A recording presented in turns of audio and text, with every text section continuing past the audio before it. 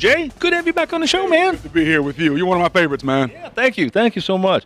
You know, we're doing our Be Blue show, and I love to talk about this game because this is the one that just has all the passion and all the tension and all the fans of the biggest rivalry in football, I think. It's the big one. It's the one that, and usually this rivalry is best when all the chips are on the line. You know, my senior year, 2006, you had 1 versus 2.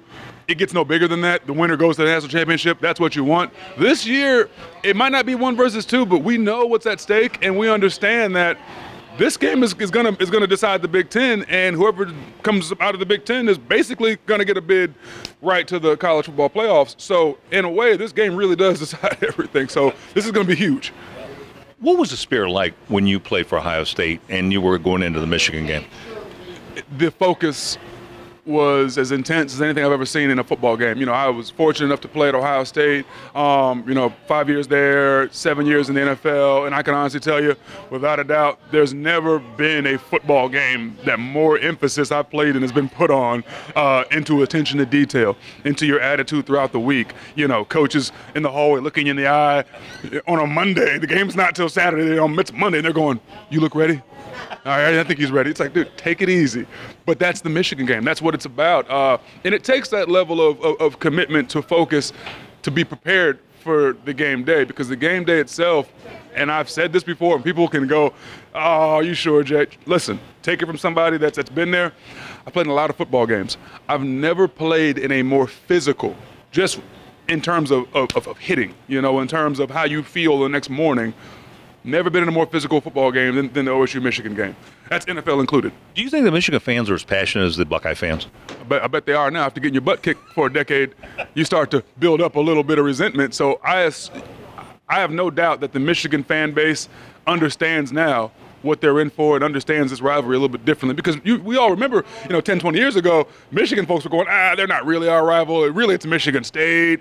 We want to beat them. Yeah. But now they're going, we got to beat these guys. We have to beat these guys. And Harbaugh is in a peculiar situation where, as good as the season as he's having this year and as great as their defense is, he knows if he doesn't win this one, he's back on the hot seat. And that's a tough, position to be in. So there's just so much on the line this year.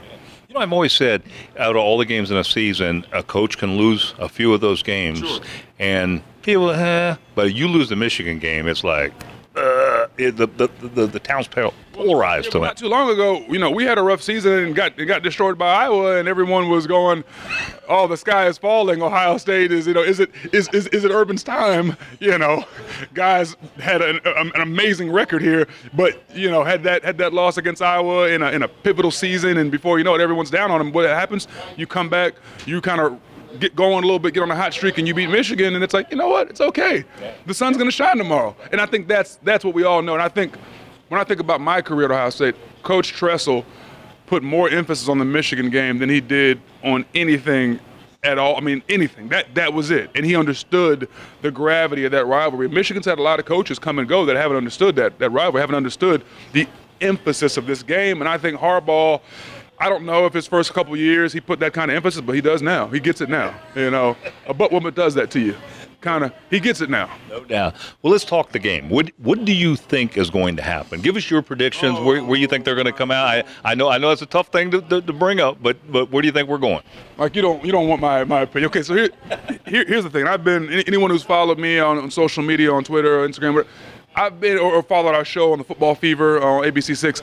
I've been tough on my Buckeyes this year. It's tough love. It's out of love. I'm an alumni of this program. This program means more to me than anything. But I have to be honest. This is not a great football team we have at Ohio State 2017. It's not a great football team. It's a good football team, but it's not a great football team. I think we know that. And I think the record shows that.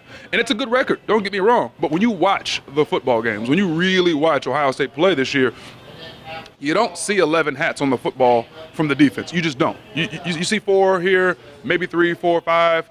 You don't see guys falling over themselves trying to get in on a tackle. You don't see the gang tackling. You don't see that passion up front. You don't see control of the line of scrimmage from the offense and defensive lines like we got accustomed to seeing in the past. You see Dwayne Haskins slinging it. You see Dwayne Haskins being the talent he is. You see this wide receiver core doing everything they can to make it happen, blocking downfield on runs, blocking downfield on passes. you have a group of seniors in that receiving corps that are playing their you-know-what's off, and I appreciate those guys. You see some linebackers that are still waiting to kind of get to that next level, and then you see some DBs that are often out of position, that are often not tracking the football, and that are often confused on some of their coverages. And I think all of that speaks to leadership. I think all of that speaks to maybe there, needs to be, maybe these coaches need to simplify things a little bit. Maybe we got to get out of that man coverage, Shiano, for 4 quarters and maybe mix it up. And I think it's just a lack of maturity. It's a younger team than I think we want to realize. Dwayne's only sophomore, third-year sophomore, but still a sophomore. You got a lot of young guys. You don't have a JT Barrett out there who's going to bring everybody in, grab them by the face mask. Hey, here's what we need to do to start fast. And when you start games slow, that tells me you have a group of guys that aren't mature enough to come out focused enough to get going early and execute. You see a lot of penalties. We're tops in the Big Ten in penalties. So all that being said, when I look at this OSU-Michigan game, I look at Michigan and I see a team that they're on a mission. They got a tough group of kids, not as talented as us, but no one is this year except for Alabama. I don't think anyone's as talented as us. But what has talent ever got anybody? You got to go out there and you got to go get it, man. You got to go out there, you got to go play the game the right way. Michigan plays it the right way. They play defense, hard defense. They run the football. They try to run the football. And then you got Shea Patterson. You got this quarterback from Mississippi State Ole Miss came up there, and he's somebody that is finally getting comfortable in Michigan. And he's starting to move around out there and make some plays. And you're looking at Michigan going, man, they're getting hot at the right time. That's a concern. So when you ask me what I expect out of this game, oh boy, this is going to be a game. This is not going to be the typical OSU Michigan the last handful of years where we, looks like a battle and then we get going and they just can't compete athlete to athlete. Do I think they can compete with our athletes? They aren't on our level athletically, but they play together and they play hard, tough, sound football. And I think we play undisciplined. I think we don't do everything right all the time. I think we have a lot of talented 4- and 5-star guys, but they're not putting it out there all the time the right way. So this is going to be a close game. This game is going to come down to, if you had my, ask my opinion, this is going to come down to about the last couple drives. Could be a who has the last possession game. Whoever gets the ball last, and has a chance to make it happen. But in a game where the margin is that small, you take the team with the best quarterback, and that's what we have. We have a guy that can put the ball in windows that, man, he's so talented. And I really, truly wish, and I hate, this is going to come off as a negative comment here, but it's not. I wish we would commit to going to a pro-style offense to feature his talents because he's that good, and also because you can't run RPOs and you can't do a lot of the things that you would do with a Braxton Miller, a JT Barrett, or even a Tate Martell if you got a guy who's a true pocket stand-up quarterback. You have to tweak the offense a bit. And the first 3 weeks, you saw a lot of that. You saw an offense that was slowly, developing into a pro-style offense, but that's never been Urban's, comfort zone. He likes to have the run-pass option. He likes to have a QB that's mobile. So he's been challenged this season when he returned with trying to figure out a good balance. We want to run the football, but here's how I know how to run the football.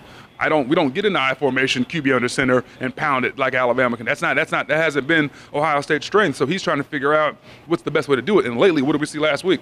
We saw a little Tate Martell in short yardage and in red zone. Why? That's a way to create an extra gap. If your quarterback's a threat to run, now there's a little bit more space for your running back because it makes that defensive end outside linebacker, that backside defender, has to stop his feet and honor and respect the QB's mobility. And that's why you saw, things open up a little bit in the run game. And, Mike Weber ran, well, JK ran well.